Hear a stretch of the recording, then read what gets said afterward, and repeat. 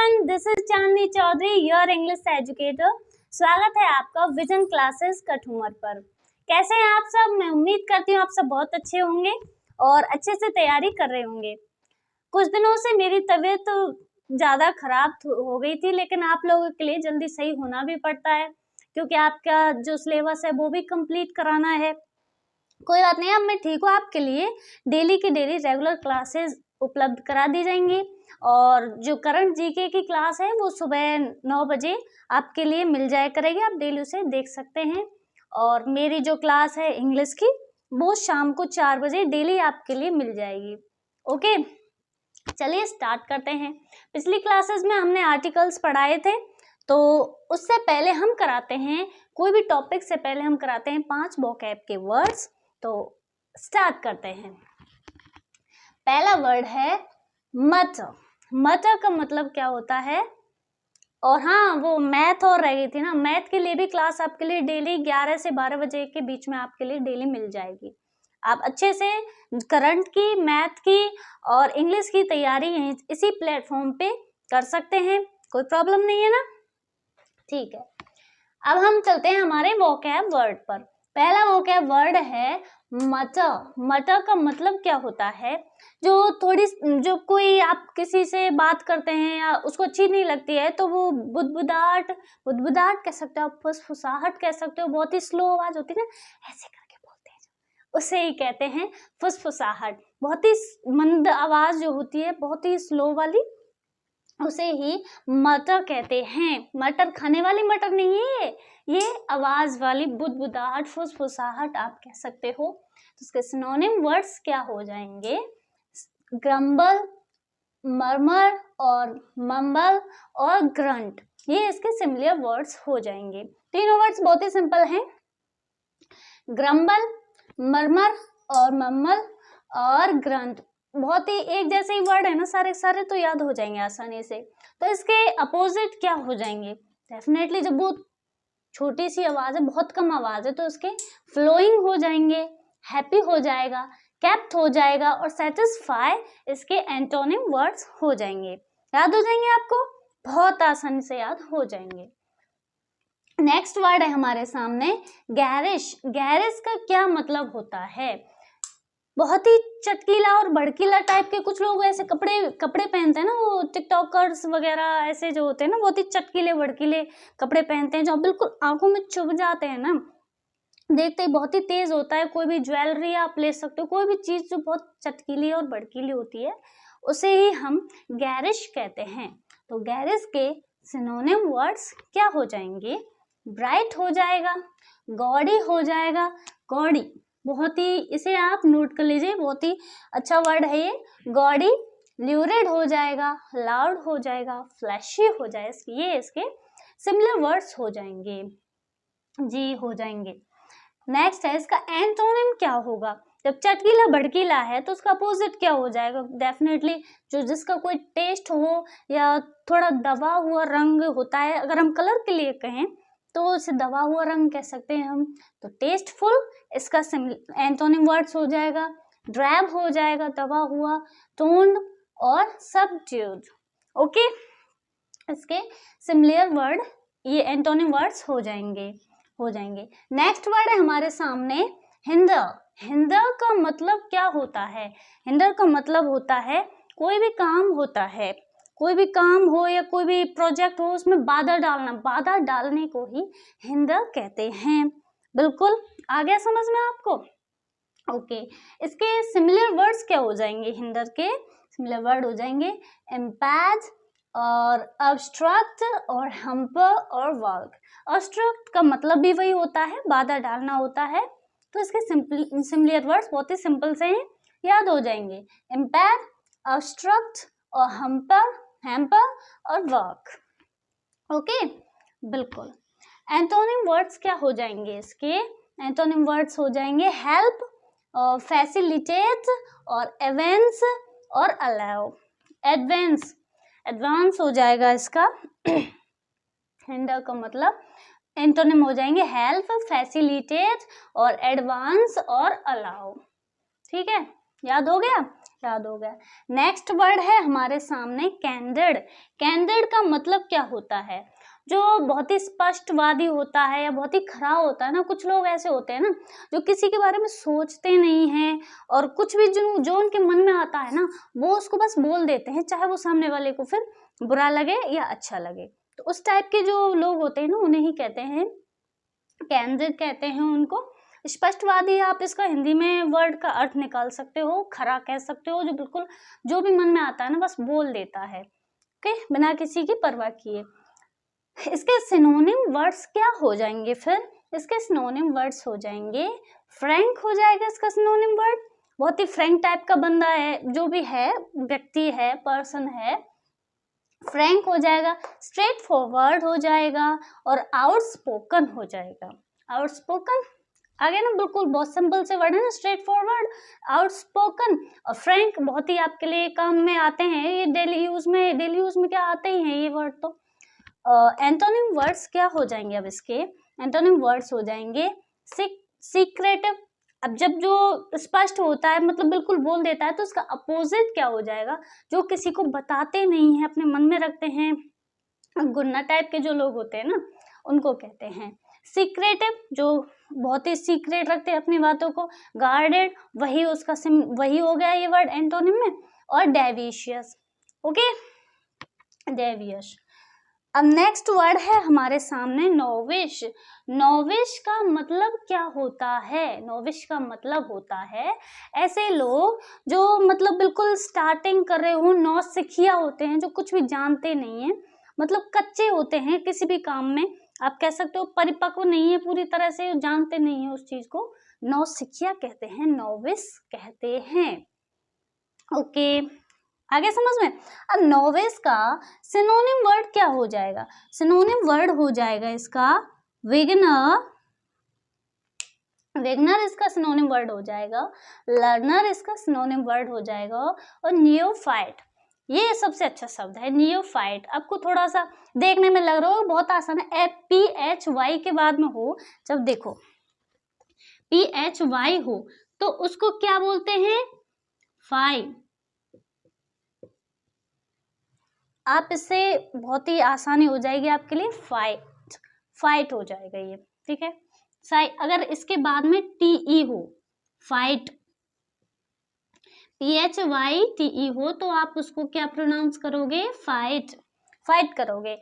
और अगर PHY हो तो वो फाइव हो जाएगा, हो गया ना यार, कोई बात नहीं है, ओके। अब इसके एंटोनिम वर्ड्स क्या हो जाएंगे? एक तो होता है जो नौसिखिया होता है, सीख रहा होता है, अभी स्टार्टिंग ही की है, परिपक्व नहीं हुआ है, तो उसका अपोजिट क्या हो जाएगा? जो बहुत ही एक्सपर्ट होता है, सब कुछ जानता है, मतलब उस चीज के लिए उसने महारत हासिल कर रखी है, तो उसका एंटोनिम वर्ड क्या हो जाएगा? एक्सपर्ट हो जाएगा, एक्सपर्ट हो जाएगा, वेटरन हो जाएगा, एबल हो जाएगा। और अडेप्ट का तो मैंने आपको पहले भी करा हुआ है, जो बहुत ही स्किल्ड होता है उसे ही अडेप्ट कहते हैं, ओके। आ गया आपको समझ में ये? अच्छा, आ गया, बिल्कुल आ गया। अब हम चलते हैं हमारे जो टॉपिक था आर्टिकल पे चलते हैं। आप ये जो वोकैब के वर्ड हैं उनको डेली आप रिवाइज कर लीजिए, बहुत ही ज्यादा काम के हैं ये, ऐसा नहीं है कि मैं आपको वैसे ही लिखा रही हूँ, बहुत ही देखकर रिसर्च करके आपके लिए ये वोकैब वर्ड्स हैं, बहुत ही इंपॉर्टेंट हैं ये। अब हम चलते हैं हमारे टॉपिक पर, आर्टिकल्स चल रहे थे हमारे। अब देखो इनमें भी कौन से आर्टिकल हैं जिनमें आर्टिकल हैं जिनमें आर्टिकल का यूज नहीं किया जाता, ऐसे कौन से सेंटेंसेस हैं, क्या चीज है उससे पहले आर्टिकल का नहीं यूज किया जाता, उसे कहते हैं no active, zero article.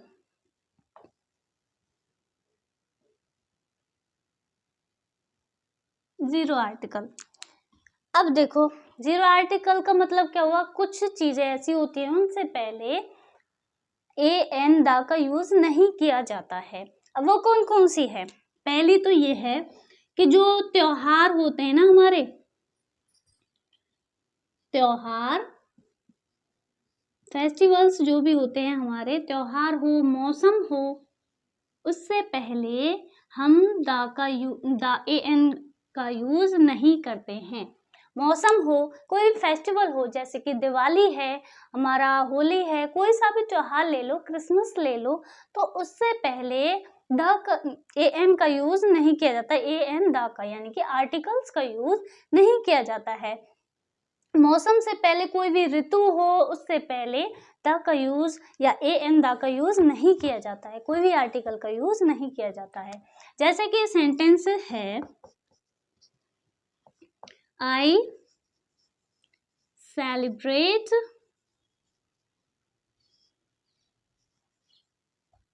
Diwali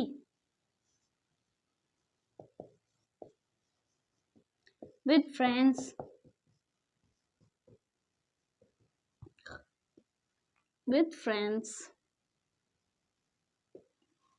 अब आपके लिए दिया जाए कि ए एन द, इनमें से किसी का भी यूज कीजिए। आपको ऑप्शन आ जाता है, आई सेलिब्रेट ब्लैंक और दिवाली विद फ्रेंड्स। तो अब आपको क्या करना है, आपको मैंने बताया है कि जो भी त्योहार होते हैं उनसे पहले किसी भी आर्टिकल का यूज नहीं किया जाता है, तो इसमें हम किसी भी आर्टिकल का यूज नहीं करेंगे। ऐसा नहीं होता है कि आपके लिए कि ये ऐसे दिया जाता है, 4 ऑप्शन दिए जाते हैं ना, उसमें से आपको ये है कि कोई भी आर्टिकल आपको यूज नहीं करना है मौसम से पहले। अब नेक्स्ट है, इट इज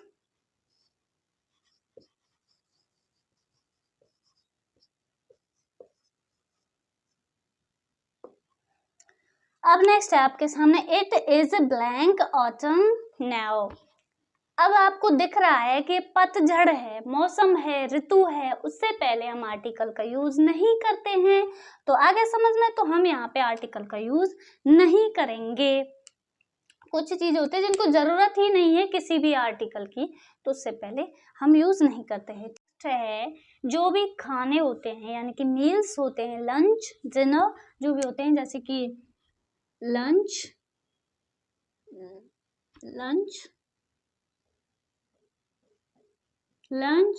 डिनर ब्रेकफास्ट,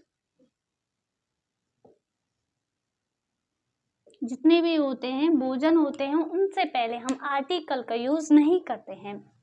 लेकिन जब हमारे लिए कोई स्पेसिफिक दिया हुआ हो कि किसी स्पेसिफिक पर्सन के साथ में ब्रेकफास्ट किया हो, डिनर किया हो, तो हम द का यूज करते हैं।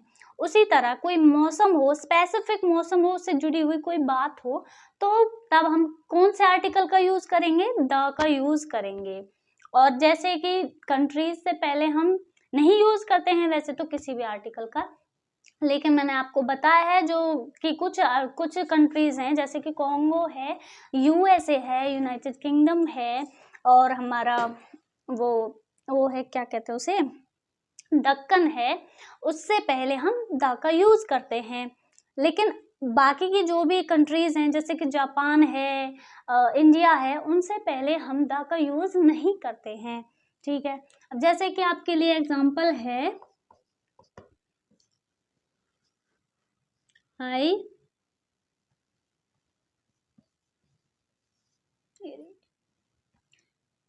have you taken dinner? Question mark आपके लिए ये दिया हुआ है, और एक एग्जांपल आपके लिए ये दिया है, I still remember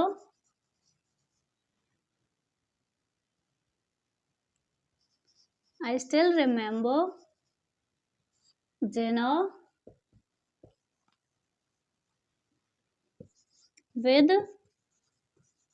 अमिताभ। अब इसमें कौन सा आर्टिकल आएगा, आपको ये बताना है कौन सा आर्टिकल आएगा। और एक ये है, हैव यू टेकन डिनर। अब हमें इससे पता चल रहा है कि ये कोई स्पेसिफिक नहीं है, डिनर है, हमने आपको बताया डिनर हो, ब्रेकफास्ट हो, कोई भी आपके लिए मील दिया हो, तो उससे पहले हम आर्टिकल का यूज नहीं करेंगे। ठीक है, लेकिन अब हम दूसरा सेंटेंस देखते हैं, I still remember blank dinner with Amitabh. अब हमें ये बता दिया गया है कि स्पेसिफिक है कि मुझे याद है, मुझे आज भी याद है जो अमिताभ के साथ मैंने डिनर किया था। जो है कोई स्पेसिफिक है ना कि अमिताभ के साथ डिनर था, तो उससे पहले हम किसका यूज करेंगे? द का यूज करेंगे। स्पेसिफिक जो भी चीज होती है उससे पहले हम द आर्टिकल का यूज करते हैं। ठीक है, याद रह गया? जी रह जाएगा, याद रह जाएगा। अब हम चलते हैं नेक्स्ट, हमारे आर्टिकल समाप्त हो गए। अब चलते हैं हम डिटरमाइनर्स पे।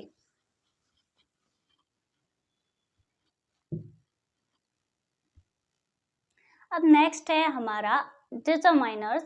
अब डिटरमाइनर्स भी टू टाइप्स को डिटरमाइनर्स कहते किसे हैं? डिटरमाइनर्स किसे कहते हैं आप जानते हैं? बता सकते हैं आप? ठीक है, हम बताते हैं आपको।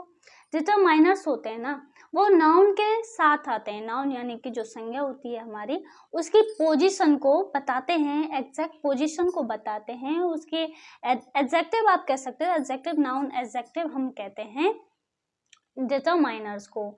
ये नाउन के साथ आते हैं। ठीक है, अच्छा ये भी टू टाइप्स के ही होते हैं, डेफिनेट और इनडेफिनेट। ए और एन, ए एन द का यूज हम कर चुके हैं।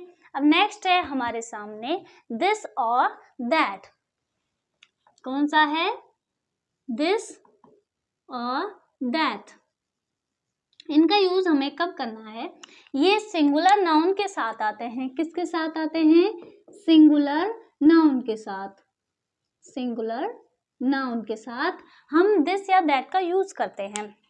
अब जो चीज हमारे नजदीक होती है, जो सिंगुलर नाउन होती है, जो नजदीक होती है, उसके लिए हम दिस का यूज करते हैं, और जो दूर होती है उसके लिए दैट का करते हैं। अब जैसे कि मैं आपसे कहूँ ये पेन है, ये ब्लैंक है, pen is yours, is mine, तो आपको पता है, आपके नजदीक है, दिखाई दे रहा है, आपको नजदीक है। आप मतलब कुल मिला के बात, ये जो चीज नजदीक होती है उससे पहले हम किसका यूज करेंगे? दिस का यूज करेंगे। और जो दूर होती है, तो मैं कहूँ दैट का, दैट पर्सन, जो दूर होती है उसके लिए हम दैट का यूज करते हैं। अब आपके लिए दो एग्जांपल हैं आपके सामने। Blank pen is very expensive. This और दैट आपके लिए दिया हुआ है, दिस और दैट, दिस और दैट आपके लिए दो दिए हुए हैं ऑप्शन, तो आप किसका यूज करोगे?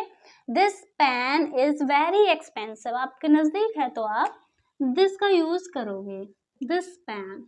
ओके, नेक्स्ट है his son has a torn book. अब आपको पता नहीं कौन सी बुक है, दूर ही है ना, इसलिए हम दैट का यूज करेंगे, दैट बुक। ओके, बिल्कुल। अब नेक्स्ट है नेक्स्ट डिटरमाइनर है हमारे सामने सम। सम का यूज कब करते हैं? बेसिकली सम का यूज कुछ या कोई के लिए किया जाता है, कुछ या कोई का अर्थ देने के लिए किया जाता है। लेकिन अफर्मेटिव में तो कुछ का यूज कुछ के लिए सम का यूज किया जाता है।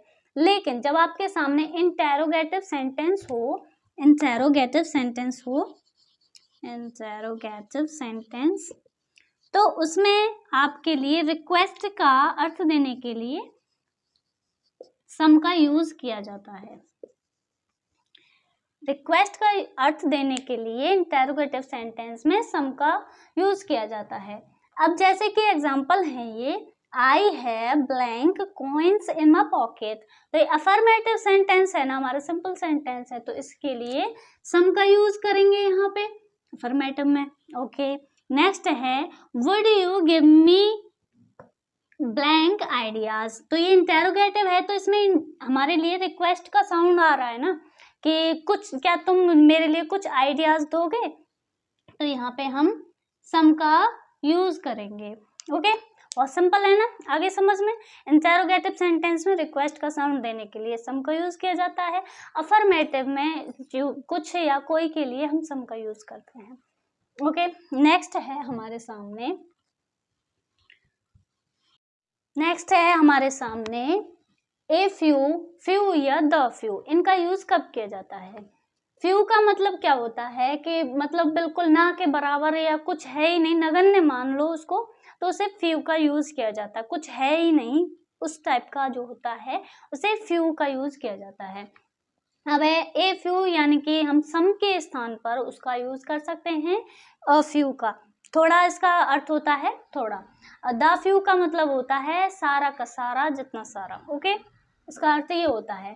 तो अब हम इसके एग्जाम्पल से समझते हैं। I sold blank books I had, मतलब जितनी सारी मेरे पास बुक हैं तो उसके लिए हम द फ्यू का यूज करेंगे। अभी बताया मैंने the few, the few. I sold the few books I had. Okay, जितनी भी बुक्स हैं मेरे पास में वो मैंने सारी की सारी खरीदी हैं। ओके, नेक्स्ट है हमारे सामने example, I have blank friends, मेरे पास कुछ फ्रेंड्स हैं। तो हम किसका यूज करेंगे? A few. कुछ तो फ्रेंड्स हैं ना मेरे, ज्यादा नहीं है तो कुछ फ्रेंड्स तो है ना, तो इसके लिए अ फ्यू का यूज करते हैं। ओके, नेक्स्ट है हमारे सामने मैनी और मैनी ए। इनका यूज कब किया जाता है? मैनी का यूज किया जाता है बहुत के लिए, दोनों के लिए किया जाता है, लेकिन जो हमारा मैनी होता है वो तो होता है प्लूरल सब्जेक्ट के साथ में, प्लूरल नाउन के साथ। और जो हमारा मैनी ए होता है उसका यूज किसके साथ किया जाता है? सिंगुलर नाउन के साथ किया जाता है।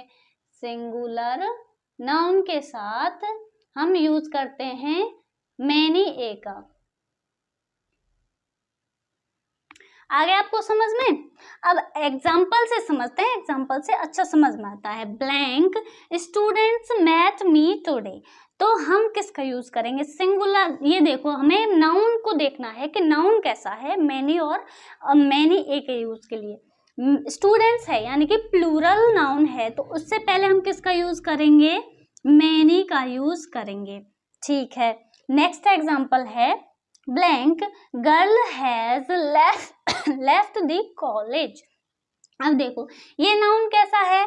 सिंगुलर नाउन है ना, सिंगुलर है, तो किसका यूज करेंगे हम?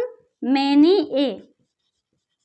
मैनी ए का हम यहाँ पे यूज कर देंगे। आगे आपको समझ में? सिंगुलर नाउन हो तो मैनी ए का यूज करना है, प्लूरल नाउन हो तो उसके साथ में मैनी का यूज करना है। आगे समझ में आ गया? ठीक है, अब हम नेक्स्ट पे चलते हैं जल्दी से।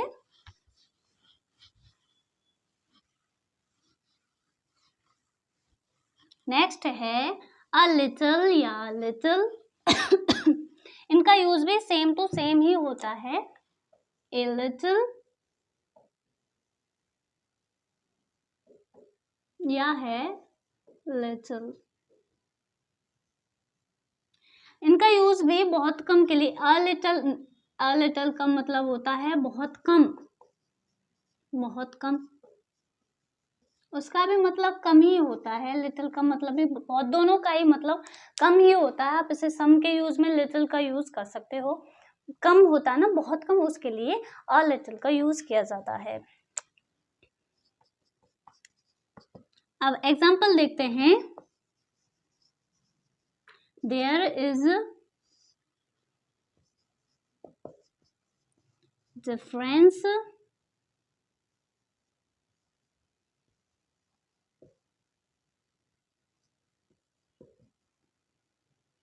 In both.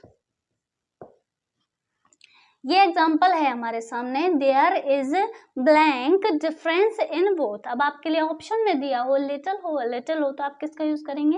इन दोनों में बहुत ही कम अंतर है, यानी कि ना के बराबर है, तो हम किसका यूज करेंगे? अ लिटिल का यूज करेंगे। सॉरी, अ लिटिल का यूज हम करेंगे क्योंकि बहुत कम है ना, बहुत कम के लिए हम लिटिल का यूज करते हैं। अब नेक्स्ट है it is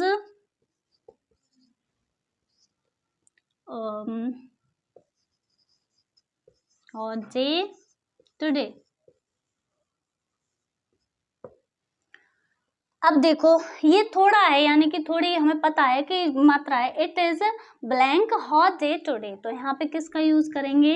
it is little hot day today. तो सम के लिए हम लिटिल का यूज करते हैं। ठीक है, आगे समझ में। थोड़े के लिए हम लिटिल का यूज करते हैं, अ लिटिल होता है बहुत कम के लिए हम लिटिल का यूज करते हैं। बहुत कम का मतलब क्या होता है, वही होता है बिल्कुल ना के बराबर। ठीक है, नेक्स्ट चलते हैं। नेक्स्ट है हमारे सामने है मच। मच का यूज हम किसके लिए करते हैं, बहुत, इसका अर्थ होता है बहुत, जहाँ पे बहुत का यूज, बहुत का साउंड आता है वहां पे हम मच का यूज करते हैं। किसके साथ इसका यूज करते हैं, अनकाउंटेबल नाउन से पहले। अनकाउंटेबल नाउन से पहले हम मच का यूज करते हैं, जिसको गिना नहीं जा सकता है तो उसके लिए हम मच का यूज करते हैं। एग्जाम्पल से समझे हम, she has blank knowledge about it. Knowledge है, अब ये वर्ड है हमारे सामने नॉलेज। नॉलेज को आप गिन सकते हैं कि 1 2 3 इस तरह से आप गिन सकते हैं, क्या नहीं गिन सकते ना, तो इसके लिए हम यूज करेंगे मच का। She has much knowledge about it. आगे समझ में। नेक्स्ट एग्जाम्पल है blank information is content in this book. Information है ये, तो ये काउंटेबल है कि अनकाउंटेबल, नहीं काउंट कर सकते ना आप इंफॉर्मेशन को, तो इसलिए हम मच का यूज करेंगे, मच। ओके, नेक्स्ट है हमारे सामने आइदर और नाइदर। वैसे तो आइदर और नाइदर नॉर होता है, लेकिन डिटरमाइनर्स पढ़ रहे हैं हम, तो डिटरमाइनर्स में आइदर और हम नाइदर का यूज करते हैं। ठीक है, आइदर का यूज कब किया जाता है, आइदर का मतलब होता है दोनों में से एक, दोनों में से एक, और नाइदर का मतलब क्या होता है, दोनों में से कोई नहीं, दोनों में से कोई नहीं, अपोजिट है ना दोनों, पूरे दोनों एक दूसरे के। आइदर का मतलब क्या होता है, दोनों में से एक, और नाइदर का मतलब होता है दोनों में से कोई नहीं। अब हम एग्जाम्पल से समझते हैं। एग्जाम्पल है blank students can go with me. सबसे पहली बात तो ये प्लूरल जो हमारे नाउन होते हैं उनसे पहले इनका यूज किया जाता है। प्लूरल हो सिंगुलर हो कोई सा भी हो सकता है, तो दोनों में से एक के लिए the students can go with me, तो हम इसमें यूज करेंगे आइदर का। आइदर, दोनों में से एक, हमें पता चला ना, दोनों इन में से स्टूडेंट्स में से कोई भी मेरे साथ चल सकता है। नेक्स्ट है example blank book will be helpful to me. Singular है, इससे फर्क नहीं पड़ता, दोनों के साथ ही यूज किया जाता है, तो हम करेंगे neither. Neither book will be helpful to me. अब आपके सामने ये क्वेश्चंस हैं जो एग्जाम्स में आए हुए हैं, सभी तरह के क्वेश्चंस दिए हुए हैं यहाँ पे। हमारे जो टीचर्स हैं उनके लिए भी हैं, और हाई कोर्ट वालों के लिए, RSM SSB LDC सबके लिए क्वेश्चंस, अलग अलग तरह के क्वेश्चंस हैं। हम उनको डिटरमाइनर्स और आर्टिकल्स दोनों मिक्सअप क्वेश्चन है, उनको हम सॉल्व करेंगे। तो पहला क्वेश्चन है Rome was not built in blank day. ये आया हुआ है हाई कोर्ट LDC 2016 का क्वेश्चन है, ये आया हुआ है आपके सामने। ऑप्शन है ड्यूरिंग, द और ए और एन, यानी कि कोई भी आर्टिकल्स नहीं आएगा इसमें। बताओ, तो अब बताइए आप इसको कि इसमें क्या आएगा। अब हम देखते हैं ड्यूरिंग, ड्यूरिंग भी नहीं आएगा। द का यूज हम करेंगे नहीं डे के लिए क्योंकि दिन के लिए हम यूज करते नहीं है। अब है ये हमारा ए, और ये ए का यूज हम कर सकते जब इंडेफिनेट होता है, इंडेफिनेट के लिए, इंडेफिनेट नाउन के लिए हम अ का यूज करते हैं, तो हम ए लगा देंगे यहाँ पे, ए हो जाएगा। ठीक है, आया समझ में। ठीक है, नेक्स्ट क्वेश्चन है blank persons were hurt in the accident. अब हमें पता चल रहा है, अब ऑप्शन दिए हुए हमारे सामने एनी, सम, दिस और हिज। तो अब देखिए आप, इसमें हमें पता चल रहा है, प्लूरल साउंड आ रहा है कि कुछ जो लोग हैं, पर्सन्स हैं, हर्ट किए हुए हैं, तो एनी का यूज करेंगे, पर्सन्स वर है ना, तो प्लूरल साउंड के लिए हम किसका यूज करेंगे, सम का यूज करेंगे। ओके, तो हमारा ये सम सही हो जाएगा, सम। ओके, समझ में आया आपको, कुछ ऑप्शंस के हिसाब से भी करते हैं। नेक्स्ट है हमारे सामने एग्जांपल सुरेंद्र इज स्टडिंग, ये आया हुआ है RTET 2011 का क्वेश्चन है ये। तो अब आपको दिख रहा है राजेंद्र इज स्टडिंग, तो इसमें नाउन ही नहीं है तो हमें यूज ही नहीं करना, कुछ भी आएगा ही नहीं, ना ए आएगा, ना एन आएगा, ना ही द आएगा, नो आर्टिकल, इसमें किसी भी आर्टिकल का यूज नहीं किया जाएगा। नेक्स्ट क्वेश्चन है the news blank he is retiring is false. अब आपको पता चल रहा है कि दैट का यूज करना हमें क्यों करना है, जब कोई चीज हमारे पास होती है या फिर किसी भी चीज का जिक्र किया जा रहा है या दूर है, तो उसके लिए भी हम दैट का यूज करते हैं। तो दैट आ जाएगा, the news that he is retiring is false, दो सेंटेंसेस को जोड़ने के लिए भी दैट का यूज किया जाता है। ओके, आगे समझ में। ये सेकंड ग्रेड इंग्लिश के एग्जाम में 2013 में आया हुआ क्वेश्चन है। The news that he is returning is false. आगे समझ में। नेक्स्ट क्वेश्चन को देखते हैं हम। नेक्स्ट क्वेश्चन है हमारे सामने, I would like to have blank more coffee. RPSC LDC 2011 का ये क्वेश्चन है। तो अब आपको पता चला, ऑप्शंस हैं फ्यू, सम, एनी और दिस। आपको पता चल रहा है कि कुछ मात्रा के लिए हम सम का यूज करते हैं, कुछ दी हुई है ना, आई वुड लाइक टू, मैं कुछ और कॉफी लेना चाहूंगा या चाहूंगी, तो उसके लिए हम किसका यूज करेंगे, सम का यूज कर देंगे। I would like to have some more coffee. आगे समझ में। नेक्स्ट क्वेश्चन पे चलते हैं। Vasco da Gama was blank first European sailor to come in India. अब देखिए ऑप्शन है ओनली, द, ए और वेरी। आप ये आया हुआ है सेकंड ग्रेड इंग्लिश में 2013 में। सबसे पहले आप देखें, मैंने आपको बताया हुआ है क्या लिख रहा है यहाँ पे, फर्स्ट है कि ओरिजिनल नंबर से पहले हम किसका यूज करते हैं, द का यूज करते हैं। बताया ना कि द फर्स्ट सेकंड थर्ड जो भी होते हैं काउंटेबल नाउन होते हैं, मगर ओरिजिनल नंबर, उनसे पहले हम द का यूज करते हैं। तो क्या आ जाएगा, ये द आ जाएगा। Vasco da Gama was the first European sailor to come India. Okay, आ गया समझ में, आ गया होगा। नेक्स्ट देखते हैं, he is blank most brilliant boy in the class। ये आया हुआ है BSTC 2013 का ये क्वेश्चन है। ऑप्शन है आपके सामने ए, एन, द और नन। अब आपको इसकी पहचान कैसे करनी है, ये देखिए, ये है डिग्री हमारी, सुपरलेटिव डिग्री है मोस्ट। तो मोस्ट से पहले क्या आता है, मैंने आपको बताया, कंपैरेटिव डिग्री हो आपकी, सुपरलेटिव डिग्री हो, उससे पहले हम द का यूज करते हैं। तो क्या आ जाएगा, he is the most brilliant boy in the class. आ गया समझ में, बहुत सिंपल था। ठीक है, नेक्स्ट क्वेश्चन पे चलते हैं। My father is blank SP। ये आया हुआ है STC 2010 में आया हुआ है। एग्जाम्पल्स हैं आपके सामने, ऑप्शंस हैं ए, एन, द और नन। अब देखो ये वर्ड है हमारे सामने SP, तो इसको कैसे लिखेंगे हम, SP। तो एस हमने आपको बताया था ना, वोवल साउंड होते हैं जो भी हिंदी के, तो उनसे पहले हम किसका यूज करते हैं, एन का यूज करते हैं। My father is an SP। आ गया समझ में, बिल्कुल आ गया। आपको ये चीज भी देखनी होगी कि साउंड बोलने में क्या आ रहा है, वोवल साउंड आ रहा है या कंसोनेंट साउंड आ रहा है। Okay, next, is there blank tea in the pot question mark. ये आया हुआ है RPSC LDC 2011 का ये क्वेश्चन है। अब इसके ऑप्शन क्या है, पहला ऑप्शन है फ्यू, दोज, एनी और दिस। अब देखो इज देयर, अब हम देखते हैं कि ये पूछ रहे हैं, ये क्वेश्चन पूछा जा रहा है कि क्या यहाँ इसमें कुछ इसमें कोई भी कॉपी है, तो हम यहाँ पे कोई के लिए हम एनी का यूज करेंगे।